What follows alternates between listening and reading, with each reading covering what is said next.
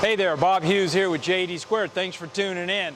We've got a lot of background noise today. As usual, I'm shooting this video on a live factory floor, so hopefully it won't be too bad. Let's see what happens. The show must go on. Anyway, as usual, I'm going to kind of break this video up into three parts. The main focus is we're going to cut this 8-inch pipe here. It's 8 5/8 OD. And it's got a 1/2-inch wall. It's 89 inches long. I will be describing how we're going to, we're not actually going to cut this particular pipe. We're going to cut a little shorter version of it because this stuff is expensive as all heck. And we're going to use this as a demonstration purpose while I show you how to tune the RC6 when the moment of inertia, the amount of force it's taken to rotate a part, gets pretty excessive. We've got features built into the machine to allow us to handle this large piece right here. So we'll be cutting on 8-inch pipe. That's one part of the video. The other part, of course, is I'm going to show you how to create the saddle. That's what we're going to be cutting. Relatively short piece, and it's going to be like a T-joint or something like that that'll go onto another pipe. I'll show you how to create that in Camelot, and as usual, I'd like to give you an update of what we've been doing. A lot of really cool things have happened in the last couple weeks. Everything from wood routing to what we're doing with Camelot and some other stuff. So let's go ahead first and get going on the update. Let's start the update right here at a multi-platform machine. Now this one here is not set up as plasma. It is set up as a wood router. You know, you could do that very quickly, convert between the two in about 20 minutes. Now what we've noticed is about 30% of the people who are buying our machines are immediately converting them into wood routers. They have no intention of plasma cutting. And what we've been selling for quite a while now, I think going on 5 years, for the other machines and all, is a simple bracket system right here that would mount a 3+ horsepower hand router, and you could bolt this onto the machine, simply remove the torch. Remember, it's magnetic, so you could remove that, bolt that system on, and you're wood routing relatively quickly. And that's worked out pretty well. However, we want to go ahead and take routing to a little more professional level. So let me show you what we've done to address that problem. First of all, we went ahead and we added the new 110 volt outlet right here that can be controlled from the control panel that will allow us to turn this spindle on and off relatively easily. We've done that. Another thing we did, we went ahead and we added an automatic touch probe system right here to where when you change the bit out, the machine will come over, touch off the probe, and set its height. All that's done. Now, let's take a look at what you're looking at right here. One of the things, if you're going to do a lot of wood routing, that we've noticed with these kind of routers right here is they overheat very quickly. 15 minutes of routing, you can't put your hands on them. I mean, they're that hot. In fact, we had one router where we actually had pieces of metal or something coming out of the router. So we thought, okay, that's probably not the greatest idea. Let's go ahead and go to a little bit more industrial spindle, and that's what I've done here. But before I talk about the spindles, let's talk about tramming. Now, what tramming is when you're cutting, well, let's just say a face mill, right? You're cutting your board. If the spindle is not straight up and down as perfectly as you can get it, you will get scallops. You will feel ridges as you run your hands up and down the plate. So what a tramming system does, similar to this one right here, is it just allows you to adjust the spindle and get it perfectly vertical. In order to do that, you would use something like this right here. And this one here is made by SSD, by the way. I picked it up. High quality, very, very nice. If you put that in there, you can rotate this, and that's how you adjust your tram. So I've gone ahead and I've done that system right here. Now the tram system is designed to mount multiple manufacturer spindles. We can mount this kind of a spindle if you want to do that, or you can mount a little bit more industrial spindle, and we've done that right here. Let's go ahead and talk about dust collection real quick. You can buy these relatively inexpensive systems right here made out of plastic that clamp onto these kind of spindles right here. They won't work with this kind of spindle, but they will work with a little more industrial spindles. However, I ran into a few issues with it. I won't go into details. They're actually not that bad. I think this one's like $40, $40. They're relatively cheap. However, when I was changing bits and all, it just looked like I could break it. They're plastic. They're not very industrial, but they are very convenient. Anyway, what I ended up doing, I just took a page out of the more expensive machines, and I'm talking $70,000, $80,000, $90,000 routers, and I went ahead and I built a magnetic dust boot like this one right here that clamps on and off relatively easily. Now that really worked out well because now I'm easily able to put my wrenches in and put a pretty good amount of torque. So if I'm doing a larger bit, I could torque it down pretty good, whereas that one, I was afraid I was basically going to break the plastic, trying to do it. So this one here, a little bit more robust, a little bit more professional. Now what it is, you see the little tube right here? That's where you're going to hook your vacuum. It's a 4-inch line, hook your vacuum up to it, hang a bungee from the roof to keep the vacuum hose out of the way, and off you go, your dust collection. It's not going to be perfect, but it's pretty doggone good. It really keeps the dust down good. All right, let's go ahead and talk about the spindle that you see right here real fast. When you go to these kind of spindles, this is a air-cooled spindle, 18,000 RPM. They require variable frequency drives in order to control these things. You can't see it. It's mounted in a box down here but next to the control panel. Our software now has multiple pages. We have a plasma page where you see all the information that's pertinent to plasma cutting, and then you could flip over to the router page, which will show you everything you need to know about routing, such as RPM, speeds, things like that. So we've done all that, and we can also control this spindle from our control system and from G-code now using the VFD. So our control system is talking to the VFD, and it will set the speed, turn it on, off, forward, reverse, whatever. We can do all of that from our control panel. Now, let's go ahead and talk about the spindle itself. I'm going to go ahead and pop this back on. Anyway, let's talk about the spindle. This is a Chinese spindle that I picked up off of Amazon for, I believe, $270. I've seen them for $230, $270. And it works out really, really good. It's got a collet system, just like the more expensive units, and it works out good. We do not use the VFD drive that you could get from eBay or Amazon that's made in China. They're a little iffy. The spindles, on the other hand, aren't half bad. They're actually pretty good. So let me tell you what I've learned about these. You can buy a more expensive spindle. You could buy like one made by HSD, which makes some of the world's best spindles, but they're a lot of money. I'm guessing somewhere around $3,000, I believe, is what they are. This one's $270, about a tenth of the cost, right? So what I've learned in my research, in fact, what really helped me was a company who specializes in rebuilding spindles, like putting new bearings and all in it, basically did an article on, he was basically putting down the Chinese spindle. That's what the idea of the article was. This is why you need to buy a $3,000 or $4,000 spindle off us, because these spindles only last 1,000 hours, and the more expensive spindles will last 4,000 hours. Now, I can't do calculus in my head, but I could do basic math. So if you're telling me that that other spindle is going to last 4,000 hours and this one's only going to last 1,000 hours and this one's $270, I'm probably going to go with this spindle right here.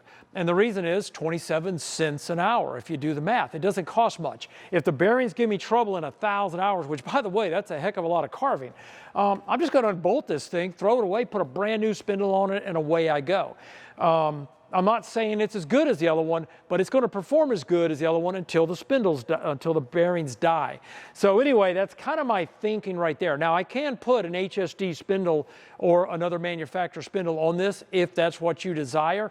However, this machine was not designed to be what I term a professional wood router. Now, all right, how can I explain this? All right, in my opinion, a professional wood router is a machine that I can load up a very complicated, like double-sided job that may take 48, 50 hours of non-stop running to carve this whole thing out, okay? A professional wood router would be one, in my opinion, to where I could turn the thing on Friday, go home, come back Monday, and it's done. I've got my panel finished. Now, in order to do that, we have a dust problem.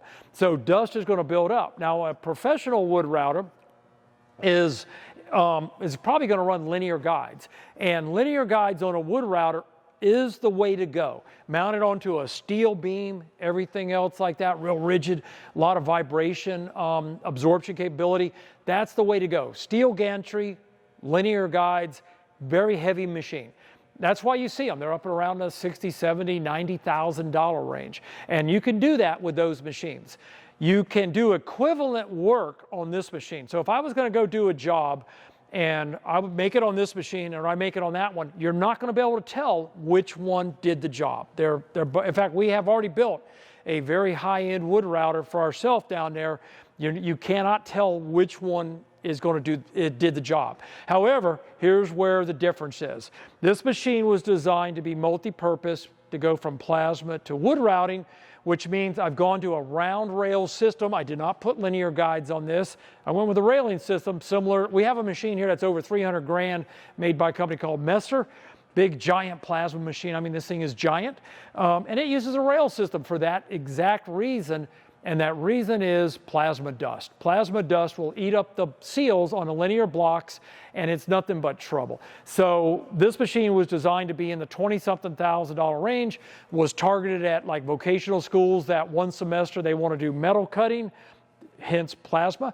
Next semester they may want to do woodwork.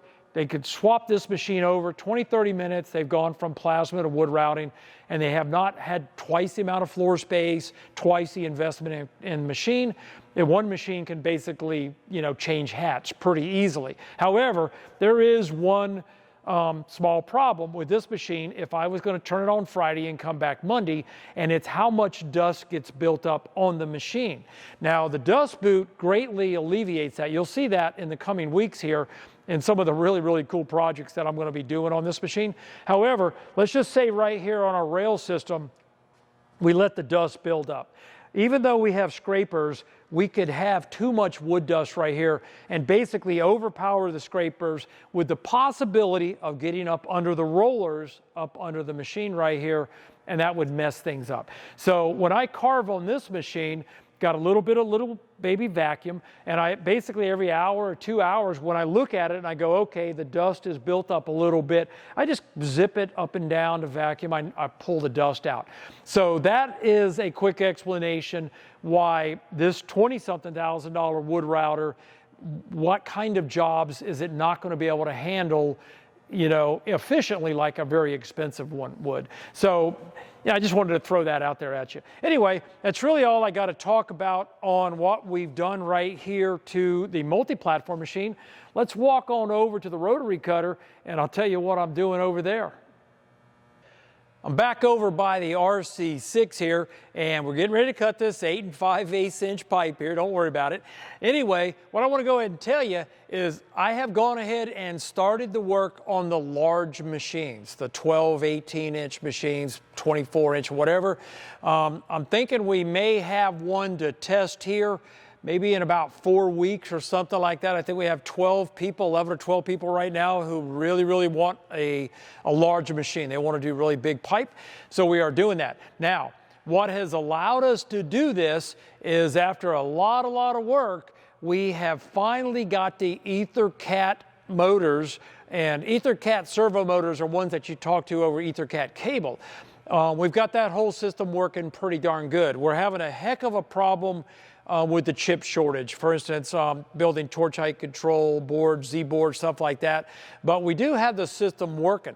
Now, what that allows us to do is build very big machines. Our current machine, in order to be on the conservative side, to make sure in a plasma cutting environment we don't have any issues electrically, we have made a decision not to have wires longer than 32 feet in it. Well, that limits how big the machine can be. Now that we've got the Yaskawa EtherCat motor system working, now we can build machines. We can literally talk to those motors 100 meters away, 330 feet, I believe it is. So that problem has been eliminated. The other thing about the new drive system is we can get extremely powerful motors. For instance, the motor up under the cover right there on the RC6, is about the most powerful motor, servo motor, that we could buy in that class from the company we're purchasing them off of. If we move over to Yaskawa, hell, we could buy motors as big as a desk chair. So we could turn extremely large pipe and structural steel and all, and we can also get much greater RPM. They're just a much better motor. However, they're expensive. I'm thinking 300% more money than the servos we run in this. They're the latest, greatest high-tech motor. But anyway, just want to let you know in this update that we have finally got that working. It's working pretty good, and we're actually going to be building a test system here very shortly. In fact, the first one we build, we're putting on that wood router that I just mentioned a minute ago, that we built a professional wood router. We are now converting it over to the new EtherCat servo motors, and that'll be the first test. And while we're doing that, I have gone ahead and started the process of designing the RC12, which will also be the RC18, big heavy machines. Take this machine, put it on a whole bottle of steroids, and you're going to have an RC12. More expensive machine, of course, but I have started on that. Now, another thing we've done that we're pretty excited about, we should have it out here in just a matter of a few weeks, is, as you know, we write Camelot, and that's the software that you'll see me use here in a couple minutes that does the processing for the RC6, rotational, bending of pipe and tubing, unbending, cutting, things like that. We are now getting very close to finishing up the flat plate side of Camelot. So for instance, instead of having to purchase a CAM program that will handle flats, you can now use our software. In other words, we are bringing it under house control. Instead of purchasing software from other sources, we are basically going to do it ourselves, which means you get free updates for the life of your machine. You don't have to worry about a maintenance charge or upkeep charges, things like that, or upgrade charges. You're going to get it free for the rest of your life. So we're very excited about that. Even though I'm getting ready to go use Camelot here in a minute to make this part, I'm not really going to show you what it is because, like I said, we're a couple weeks away.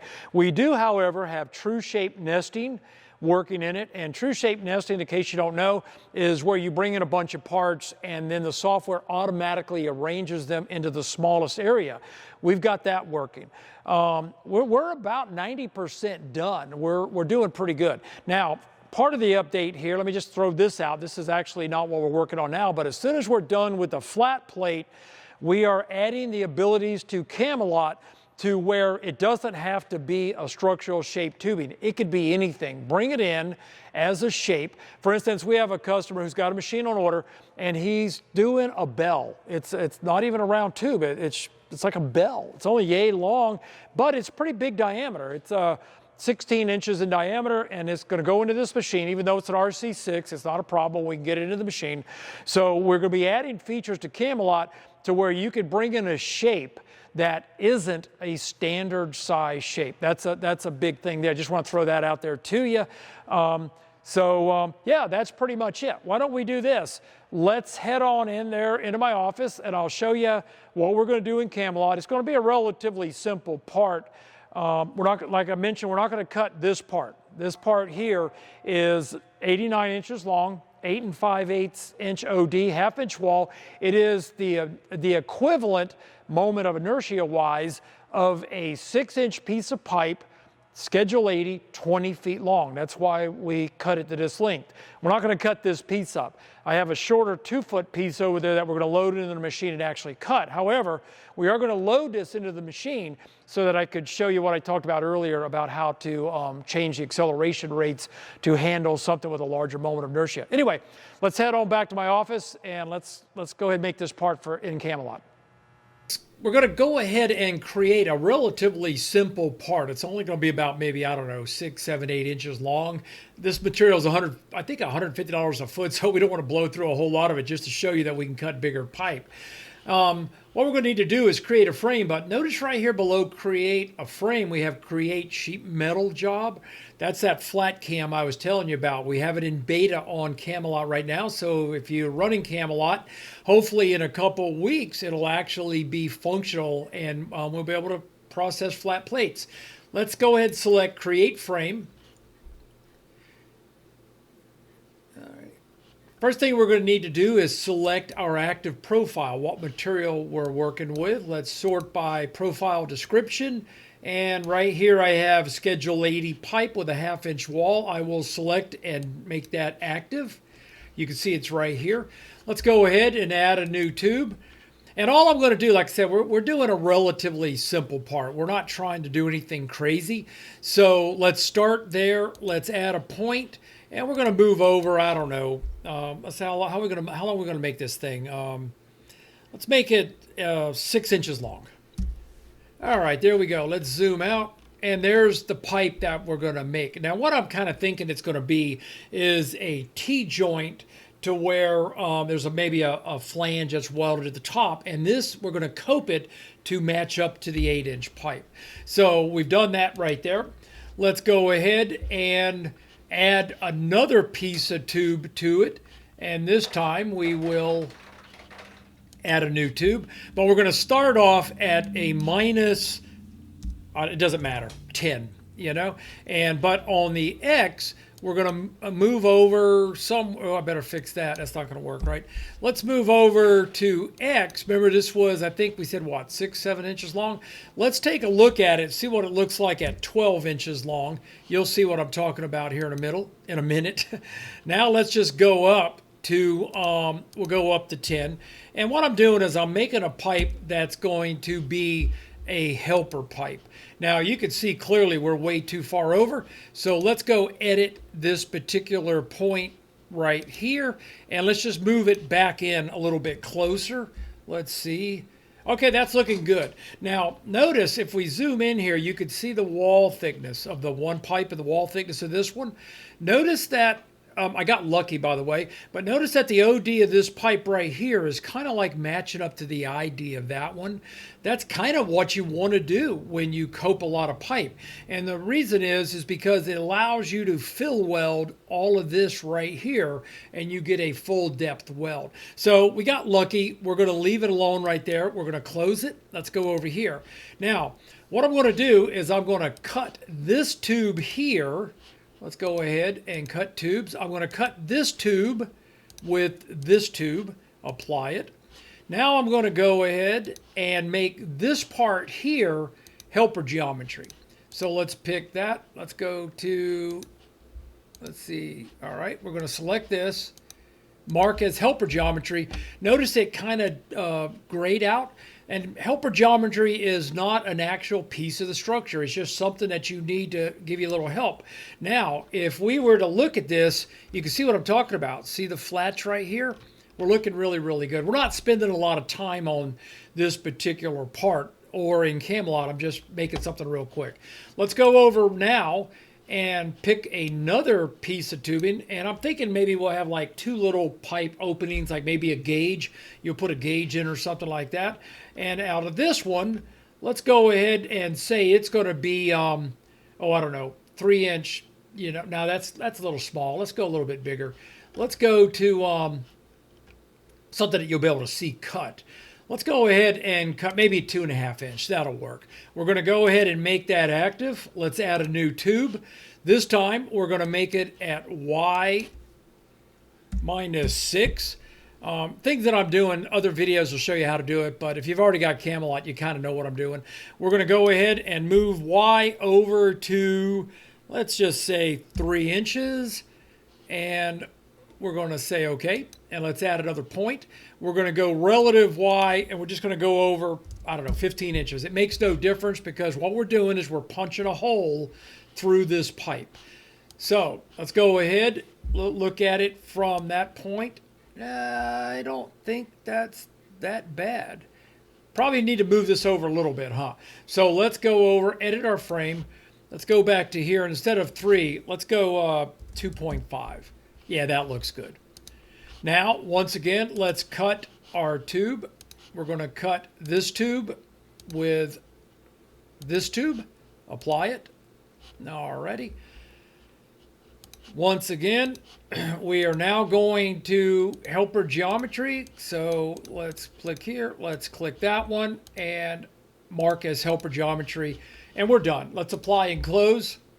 That's the part that we're going to go cut. The idea being is that we're going to weld this to some kind of the same size pipe. On the top up here, I'm just envisioning in my mind, they're going to put a flange on it. And here, we'll put a couple of pipes in with nipples on it. Maybe we can have a small pipes coming off it. I'm just trying to come up with an example of what we're cutting, and that's the part there. Now, the next thing we need to do is go ahead and make a job for this so that we can go out there and actually cut it. We'll give Camelot a second. It's calculating everything. That's what the progress bar down here at the bottom is showing you. All righty. Let's go ahead and save this as, let's see, where do I want to go? Heck, I'll go put it in my, where I'm doing my blog at. Let's zip on down here to the 8-inch pipe. And we are going to call it 8-inch pipe. All right, save. All right, we got that. Now all we got to do is create our operations. We're not doing any scribing or anything, but I am going to do one thing. I would like to make this hole and that hole a little oversized because in my mind I see us slipping the other tube into that. So let's go ahead and make our first operation will be the in cut. I'm sorry, the start cut. And it's got a Power Max 85 and it picked up that the wall thickness is 1/2 inch. So we're pretty much good. Let's say okay. Alrighty, that's our first cut. Let's go ahead and unfold it by clicking this button here. You can see that pretty easily. Now we're going to go ahead and add the holes. But this time I don't want to do a manual. I don't want to let Camelot determine the offset of the kerf. I want to manually do it, and I'm going to literally set it at 0. I want this hole fairly oversized. This is a very heavy wall pipe, so we could put in a large fillet weld. So we're not going to have a problem if we have 20, 30 thou extra clearance on that pipe that we're going to slip through right there. We're going to tell it we're running 85 amp shielded. Let's say okay.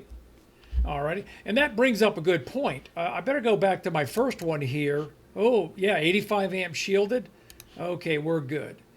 And our holes is 80. Yeah, we're good. Okay, let's go ahead and add the last operation, which is the in cut. We're on 85. We'll say okay. Now we have all our operations. We have our start cut. Let's go ahead and turn this off. Our holes will come next, and then this here. Now, I do realize that I have a straight end piece of cut, and I could have easily cut this first and then that and that. However, I want you to see the machine cut a little bit, so we're going to actually cut the flange again. All right, let's now go ahead and nest our tube. We just tell it any length, it doesn't matter. You know, I think we have a 24-inch piece out there is what we're actually going to be cutting on. So that's what it's going to look like. That's the chuck right there. That's our part. Now we can run our post processor. We are going to call this 8-inch pipe. Okay, save it. And now we have our G-code right here that we could take out to the machine. Let's go ahead and I'll show you animate real quick. Let's hit animate. And all we're doing is, this is where you verify that you've got everything right. Let's go ahead and zoom through it a little bit quicker. And you can see we're doing our holes next and then our in cut. We're good to go. Let's head back out to the machine. I'll put that G-code on my USB. Let's go cut this thing. I'll tell you something straight up. If my wife knew I was doing this here by myself right now, she would, well, she'd just do what she always does. She'd just, call me an idiot. But anyway, here's the deal. This is a really heavy piece of pipe. This thing will break your fingers in a New York minute. So I'm going to show you the safe way to load this thing in, or at least I'm going to tell you how I'm going to do it, and then I'll show you the outcome. What I've done is I've gone ahead and I placed a couple clamps on the end of the forks right here so that I could very slightly lower this into the forks so that I could keep the pipe on this end. We have plenty of room back here to clear the forks putting this in, so I'm not really concerned about that. If I was, I could also remove these panels, even give myself a little bit more room. However, I don't believe I'm going to need it. Now, in order to support the pipe, I'm going to use the heavy-duty bracket and roller system that we supply with the machine. Now, this roller system isn't really made here to support like 4-inch pipe or 6-inch pipe. We have other fittings that do this. This particular fitting here is to handle the ring system. Let's say you're going to cut a piece of 4x4 square tubing, pretty long, probably going to need a ring that goes onto the tubing, and that ring rolls in these rollers. However, we made him very, very heavy duty, very heavy roller, big bearing, to handle heavy pipe like this right here. I will be placing this on our frame rail a little bit further down, kind of like about a foot or so in from the end of the pipe. Now, I've got a second one of these. I've already gone ahead and mounted it in the machine right here, and all I've done is I have one without the rollers installed. Now, if you look at this, hopefully you can see that. You can see where the rollers are just a little above this area here, right? Well, if I remove the rollers, that means the pipe can settle down into this and it will be leaning down towards the chuck. It'll be leaning down, and that's what we want, and you'll see why in a second. Anyway, let me go ahead and load this pipe into the machine. I'm not going to videotape it because I got to move the forklift around, play games and all. Don't want to waste your time. But give me a second, I'll get that done, and then I'll explain to you what I'm doing. You can see in this shot right here where I have got the front brace here that I'm going to be using, and there's the rear roller one back there. I'm going to bring this forward, I'm going to set it down very carefully, and then I'm going to side shift the pipe to where it's fairly close to the chuck. All right, let's do that. Yeah. Got to be careful here. All right, let's bring her in nice and slow. Now, what I'm looking for is from my seat here, I'm just looking to see where can I start to drop this pipe here. Let's go in a little bit more to where it's going to settle into those rollers. And that should be about it right there. There we go. All righty. Now, let me put the brake on. I'm going to come over here. Yeah, I've got a lot of room back here. In fact, actually, I'm going to come in a little bit more. I'm going to go ahead and tilt it to the right. Let me, let's do that. Kind of hard to see what I'm doing by myself. I'm going to raise it up a little bit. Let's bump in just a hair here. All righty. Okay. All righty, let's go take a look at that and see how we're doing. Not bad at all. If I set her down, she'll settle down into the rollers. So let's lower her down.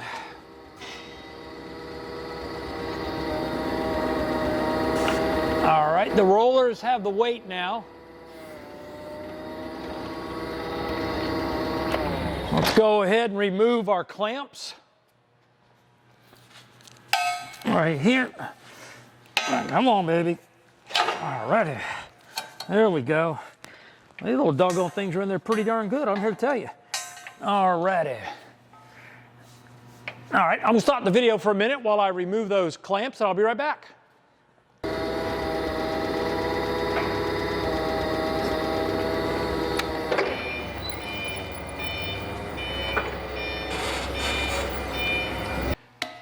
Well, there you go. I was able to get the pipe into the machine by myself. I still have all 5 fingers, so I'm going to call that a win. The tube, or the pipe, is hanging down a little bit on this side because we don't have any rollers in this particular bracket. That's exactly what we wanted. Now, what we're going to do is we're going to use the outside of the jaws to grab the inside of the pipe. So I'll go ahead, I'll move the jaws in a little bit right there. And I've gone ahead and let's look, yeah, where we've got the chuck is below the top or the ID of the pipe, so I could slide this pipe that way towards the chuck. Let me go ahead and do that. Fortunately, I've eaten enough hamburgers in my life where that isn't that hard to do. Let's see. All righty. Okay, good. Now, I'm going to go ahead and open the jaws until they all 4 of them contact the ID of the pipe. Okay, there you go. We now have that. The next step is to level the pipe. All righty. Let's take a look, see what we've got. And wow, we got lucky. We are absolutely perfectly level, at least according to this level. I'm going to go out and buy a lotto ticket after this video is shot. Anyway, I'm going to go ahead and lock the system back down. Okay, now normally, if I needed to raise or lower the power head, I'd use my lever, I'd place it in here, I'd loosen up my nuts, and then I can, the nuts on the machine, and then I can go ahead and adjust it up or down pretty easily with just 1 or 2 fingers.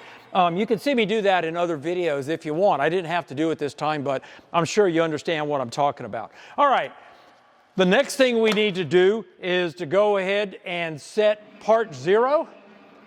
And the funny thing is, last video I did, I was doing this, and a gentleman suggested I had some help. So I asked my buddy Cody, tell me when the torch is in the middle of the end of the tubing, which we are right now. And he told me when, and then I was able to set Y0. Well, somebody commented in the comment section, why don't you just go out and buy a wireless keyboard? And it was like, never actually even thought of it. So anyway, I'm going to do that. I haven't done it yet, but I will do that. In fact, we probably should supply the machine, with a wireless keyboard.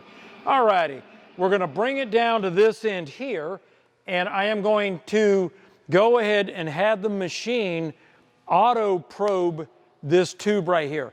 Now, there's going to be a problem. The machine's going to error out, and that'll bring us to the next point of discussion, which is moment of inertia.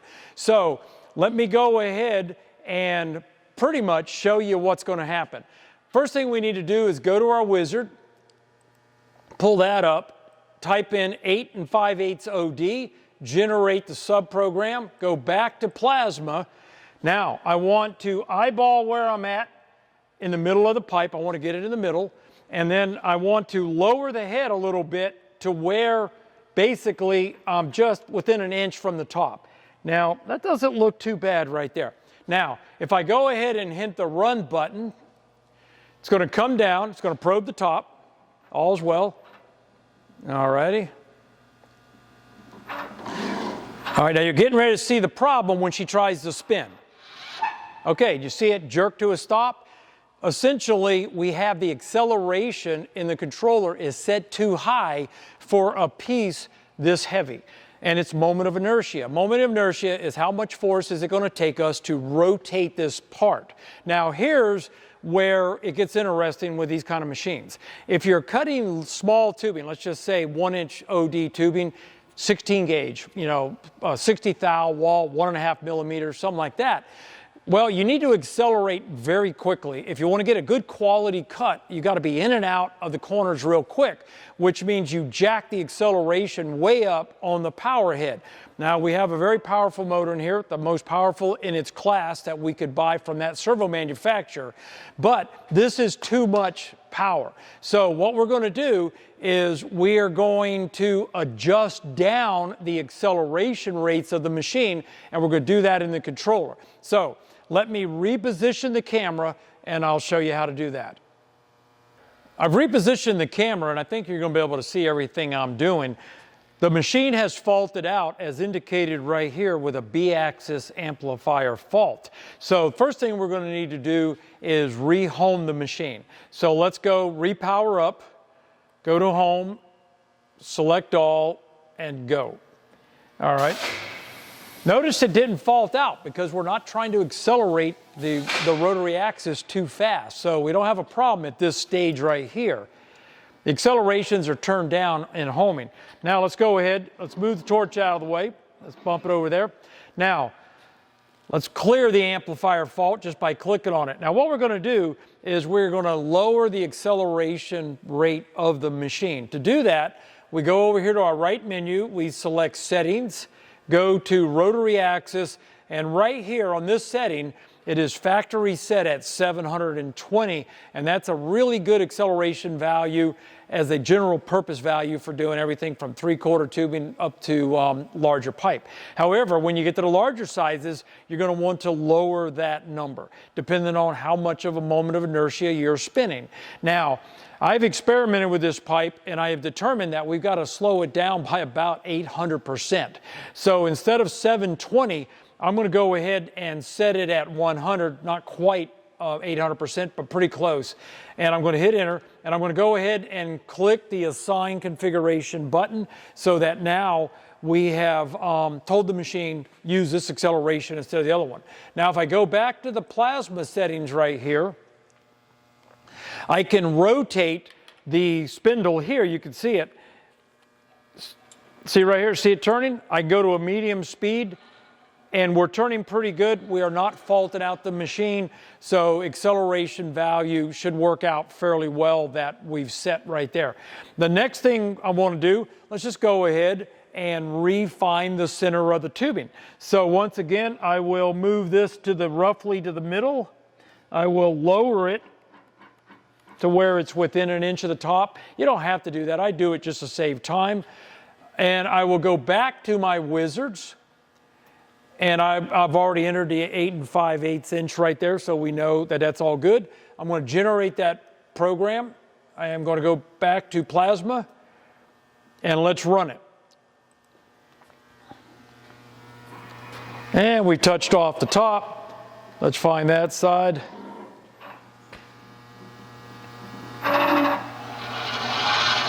No problem. Piece of cake, right? It finds it. Now the machine is been homed. It knows where the center of the rotation is. It knows where our Y0 is, our program origin is. It is now time to reposition the camera so that I can cut this pipe out for you. As I mentioned earlier, I did not want to cut up that 89-inch piece of pipe because that is one of our test pieces. It's a known moment of inertia, and whenever we're working on the machine, if we're developing or working on the motion control or something like that, we like to use that pipe, so we don't want to cut that pipe up.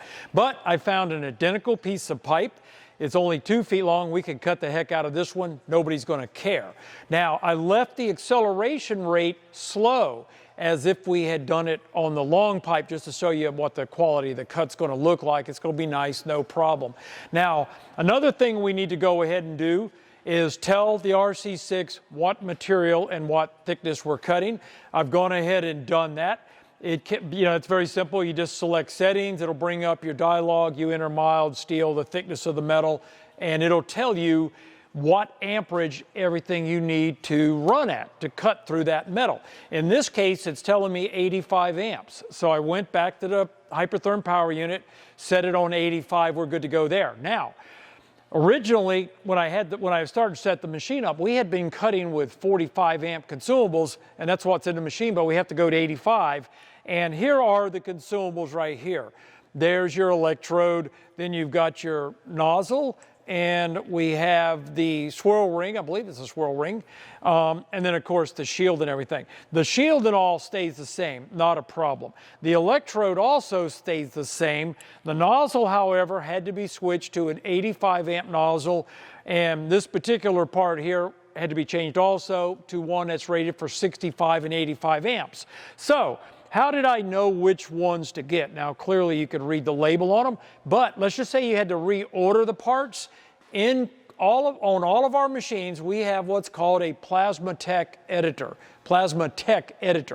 If we pull it up and we pull up PowerMax 85 and go to consumables, it will literally list out all of the consumables with the manufacturer's part number, so you don't have to go digging through your manuals or anything. You can get it from our machines itself. Anyway, let's go ahead and reassemble it.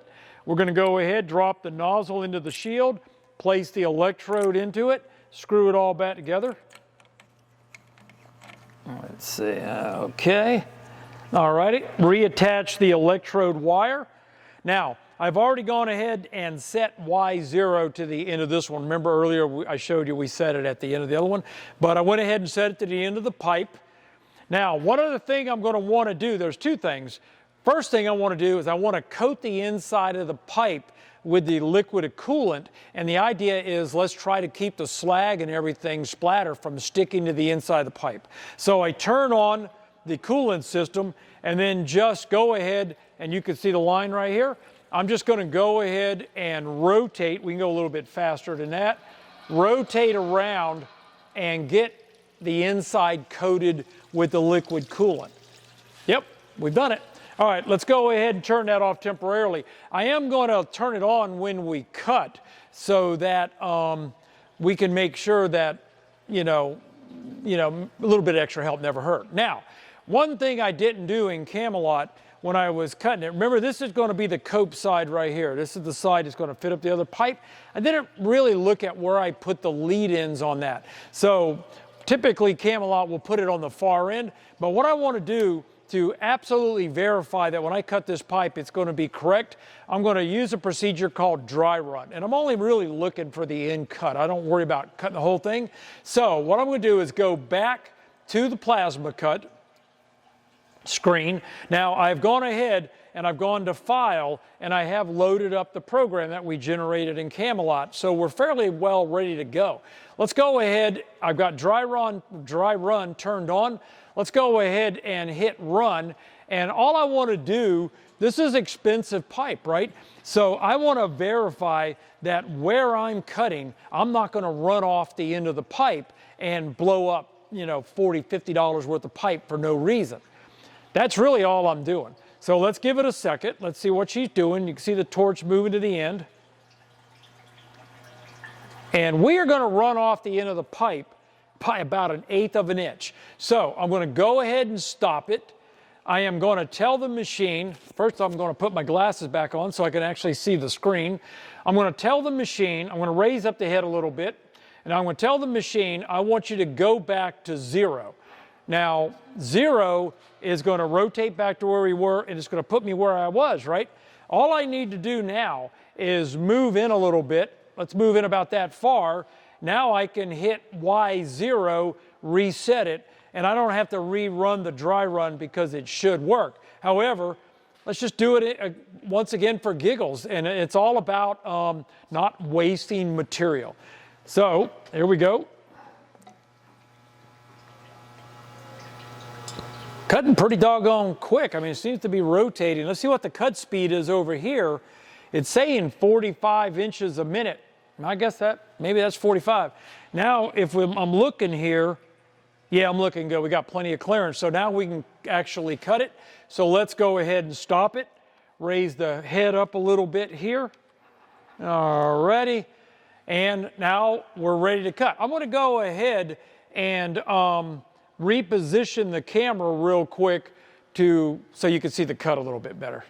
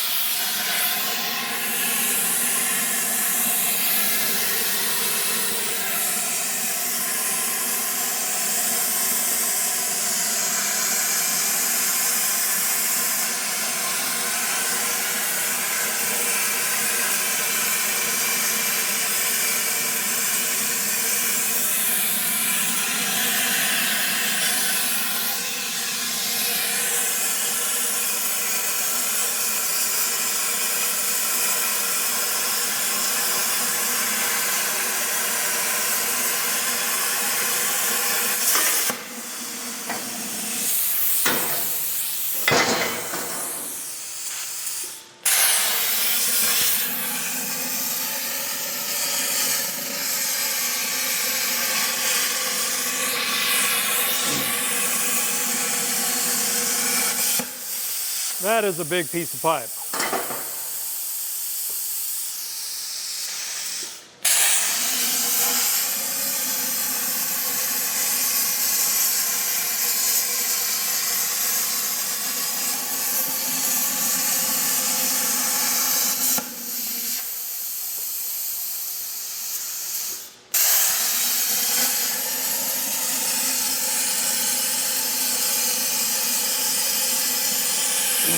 Now the part's going to fall. I'm not very concerned about it because it's such a short part. If it was a really long part, then I would have put some catchers onto the frame in order to let the tubing drop but not actually fall. This case here, I'm not really too concerned about it. Looking at the cut, I'm not even seeing any slag. I hope you can see it good in the video. Here we go, gonna fall. And there we go. That's a pretty darn good cut. Anyway, all right, let me reposition the camera and we'll close this thing out. That's our part. That's what we wanted to make right there. Pretty good cut, not bad. Now when we put it on the pipe, you can see in the video, we got a little gap right here. That was because, remember in Camelot, I told you we didn't want to go to the outside. We wanted to leave that. And the reason is now you could do a full penetration weld right on around the entire, whatever this is. My idea was you'd probably put a flange up here, bolt it, a couple pipes coming off. I just wanted to show you how to handle large moment of inertia work pieces, and also show you the machine, kind of show how big of a piece of pipe it can cut. Anyway, I hope it's been reasonably enjoyable for you. Once again, I really appreciate your support. Thanks for watching, and look forward to seeing you in the next video. Goodbye.